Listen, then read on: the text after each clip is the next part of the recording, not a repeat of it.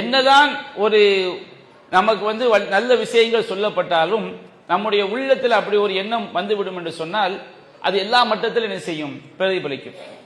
நம்முடைய பிள்ளை ஒரு தொழாதவனாக இருந்தால் கூட நமக்கு என்ன ஏற்படும், அவனே அவ்வளவு பெரிய பயான் பேசுறான், அவனுடைய பிள்ளை தொழவா செய்கிறான், நம்ம பிள்ளை கொஞ்சம் சினிமா பார்க்கட்டும், கொஞ்சம் நம்ம என்ன செய்வோம், படிப்புல கவனம் செலுத்துவோம். இது போன்ற எண்ணங்கள் எல்லா மட்டத்திலும் வரும். ஒரு மார்க்கத்துக்கு மாற்றமான சபையில செல்லும் பொழுது எல்லாரும் அப்படித்தானே இருக்கிறாங்க, நாமளும் என்ன செய்வோம், கொஞ்சம் இவ்வாறு நடந்து கொள்வோம் அப்படிங்கிற ஒரு எண்ணம் மனிதர்களுக்கு ஏற்படுவது இயல்பு. ஷைத்தான் இப்படித்தான் நம்மை தடம்புரள செய்வான். ஆனால் இதுல நாம பார்க்க வேண்டியது, மறுமை நாள்ல ஒவ்வொரு 1000த்திலும் 999 பேர் எங்க போவாங்க, நரகத்துக்கு போவாங்க. ஒவ்வொரு 1000த்திலும் 999 பேர் நரகம். நம்ம அந்த 1000ல் ஒன்றாக இருக்க வேண்டுமா அல்லது 999 இருக்க வேண்டுமா?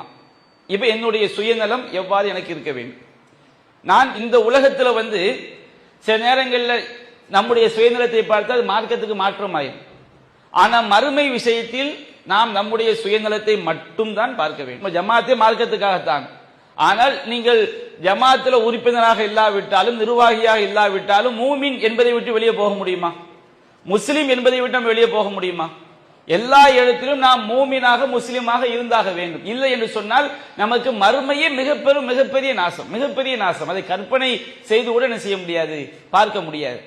அப்ப மறுமையில் நம்முடைய நலத்தை நாம் பாதுகாத்துக் கொள்ள வேண்டும் என்று சொன்னால், இங்க ஜமாத்துல நீங்க நிர்வாகியா இருந்தாலும் சரி இல்லாவிட்டாலும் சரி, உறுப்பினராக இருந்தாலும் சரி இல்லாவிட்டாலும் சரி, ஒரு மூமினுக்கு என்ன கடமையோ அதை நாம் விட்டுவிடக் கூடாது. அப்ப அன்பிற்குரிய சகோதரர்களே, பொதுவாக நம்முடைய மார்க்கத்தை பொறுத்த வரைக்கும் நாம் எல்லா விஷயத்திலும் நம்முடைய சுயநலனை மட்டும் நீங்கள் முற்படுத்துங்கள். மறுமை விஷயத்தில் மற்றவர்களுக்காக வாழ வேண்டும் என்று மற்றவர்களுக்காக நீங்கள் எதை சொன்னாலும், நாம இஹ்லாஸ் இல்லாமல் ஒரு நற்காரியத்தை செய்தால் நிச்சயமாக அதுக்கு அல்லாஹ்ட்ட இந்த உலகிலும் கூலி கிடைக்காது, மறுமையிலும் கூலி கிடைக்காது.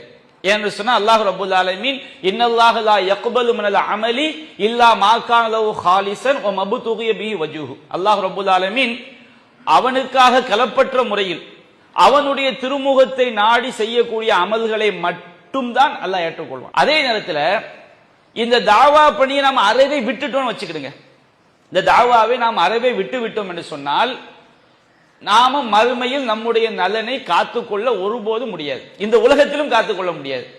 இந்த உலகத்தில் நம்முடைய நலனை காத்துக்கொள்ள முடியாது, மறுமையில் நம்முடைய நலனை நாம் காத்துக்கொள்ள முடியாது.